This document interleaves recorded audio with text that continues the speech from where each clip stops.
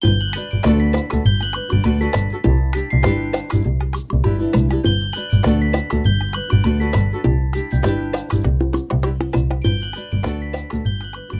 j'espère que vous allez bien. Aujourd'hui, je vous retrouve pour un nouveau tuto consacré aux éphéméras. Donc là, je ressors mon carnet bleu. Je vais travailler en pleine page et je vais utiliser ces deux livres d'éphéméras, le Blooms et le Vintage Easter Ephéméra, donc de Kate Curry et Portost. N'hésitez pas à aller jeter un petit coup d'œil en barre d'infos parce que je vais vous mettre les liens vers ces produits et je vais également vous mettre les liens pour retrouver la présentation complète de ces livres. Ils sont disponibles sur ma chaîne YouTube, donc c'était vraiment une vidéo consacrée au livre d'éphéméra spécial printemps. Donc là, j'ai opté pour cette petite jeune fille, comme ça, très très jolie, que j'aime beaucoup avec ses couleurs neutres. Et je viens donc la détourer avec mes ciseaux de taille médium, que j'ai trouvé sur Amazon et que j'aime énormément. Et j'ai aussi choisi cette petite maison avec les couleurs assorties, donc toujours des petites couleurs assez neutres, assez pastel et vintage. Et je vais également choisir ces 3 œufs pour venir compléter ma page. Donc je fais le détourage de tous ces éléments et puis je vais vous retrouver juste après pour voir comment je procède pour construire cette page. Voilà, donc là, tous mes éléments ont été découpés hors caméra, la petite maison, la jeune fille, ainsi que les 3 œufs de Pâques. Et je vais maintenant dans le livre Blooms pour aller choisir une fleur qui pourrait aller avec cette scène, avec ces couleurs comme ça, très pastel, très pâles, mais avec un petit peu de rose, un petit peu de beige, je ne sais pas encore ce que je vais choisir. Ces 2 tulipes me plaisaient, mais celle du bas était vraiment trop orangée, donc je vais revenir plutôt vers cette jolie composition avec ces fleurs de cerisier et puis cette teinte rose pâle qui correspond parfaitement aux images que j'ai choisies déjà pour réaliser cette petite scène. Donc je viens vraiment détourer tout ça minutieusement, toujours avec mon même ciseau de taille médium. Voilà, et puis je vais venir choisir un autre élément, donc toujours dans ce livre de Pâques. Voilà, donc c'est cet arbre avec des œufs, voilà, c'est un arbre à œufs. Et donc, voilà, je vais venir le détourer toujours avec ce même ciseau.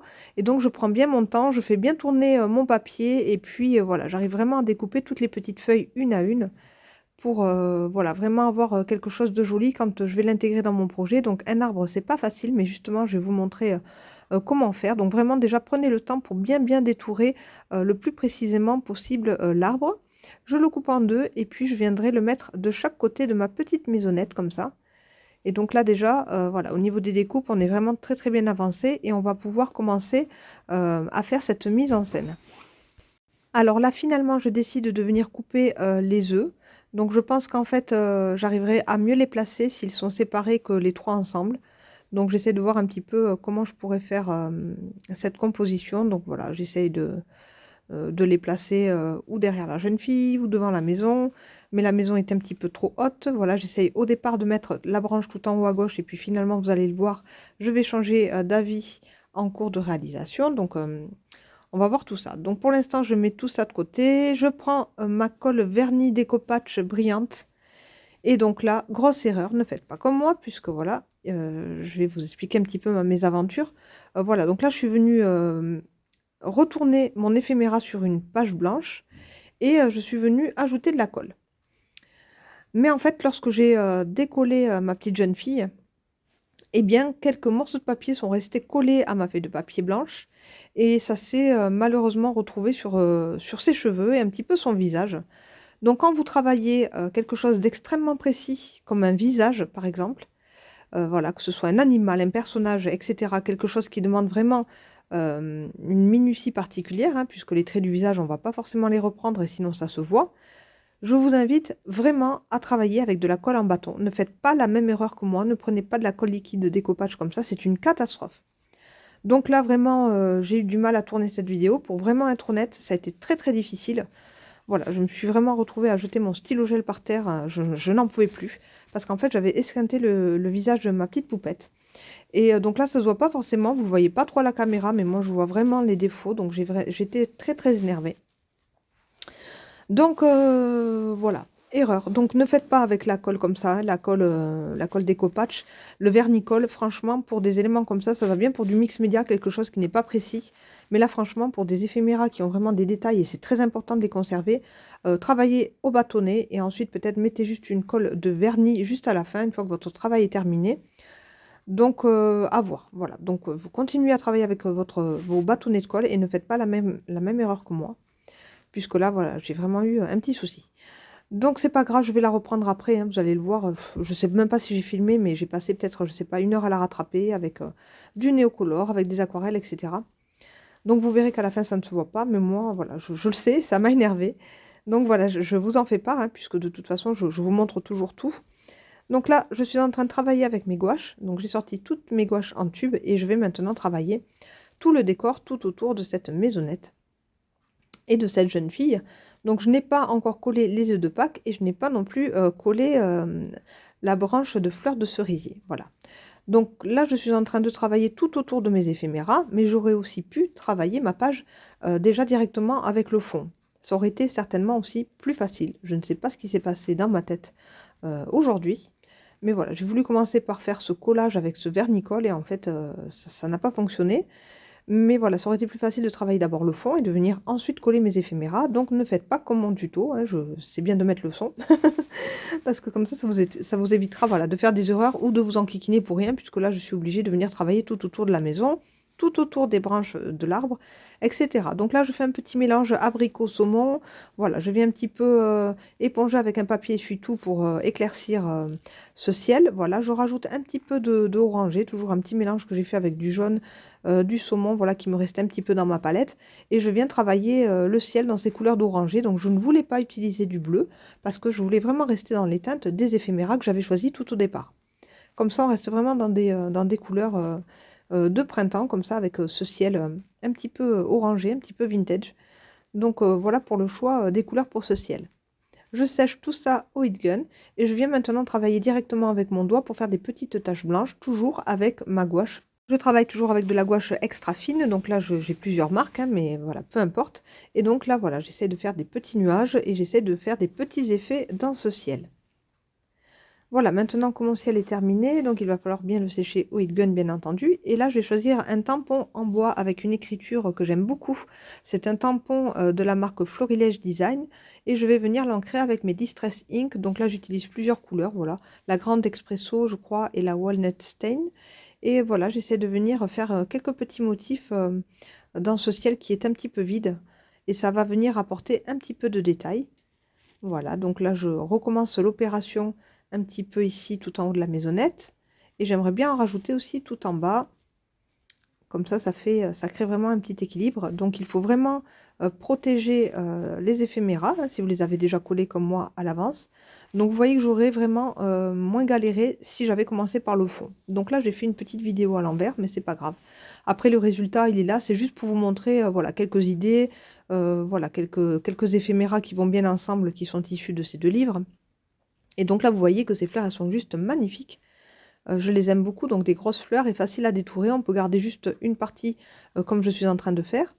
Vous avez vu qu'au niveau de mon texte que j'ai tamponné à la Distress Ink, eh bien, je suis venue aquareller quelques endroits et ça fait des petites taches. Donc c'est très joli. Voilà, ça évite vraiment d'avoir juste ce texte comme ça, vraiment d'un bloc. Ça ajoute quelques effets. Donc j'aime beaucoup, toujours dans ce côté vintage. Et je viens maintenant coller ces fleurs donc avec ma colle Cléopâtre en bâton. Au moins là, aucun risque. Je vais vraiment garder l'éphéméra dans son intégralité. Il n'y aura pas voilà, de manque de couleur ou de petits papiers arrachés.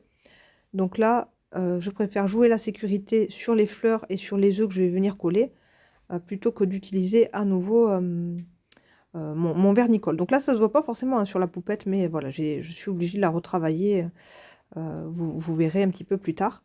Et j'y passe quand même beaucoup de temps puisque je suis assez maniaque et assez perfectionniste, ce qui est une qualité mais aussi un défaut. Parce qu'en fait, on perd énormément de temps et tant que c'est pas parfait et que l'erreur n'est pas forcément rattrapée entre guillemets, ça ne me va pas. Donc voilà, bon après le résultat final, on ne voit pas du tout hein, qu'il y a un problème sur la jeune fille, mais c'est pour vous expliquer un petit peu dans quel état d'esprit j'étais quand j'ai fait cette page et dans quel état d'énervement j'ai tourné cette vidéo. Mais voilà, bah, tout se passait bien au départ, mais c'est vrai que quand j'ai vu qu'elle était esquintée, ça m'a vraiment mise en colère. Là, j'aime beaucoup donc quand même la composition, ça c'est assez joli. Et puis là, donc je viens retravailler avec mes crayons de couleur. Mais ce que vous avez vu aussi, c'est que je suis venue passer par-dessus. En fait, on ne peut pas venir retravailler par-dessus un vernicole qui a une finition brillante.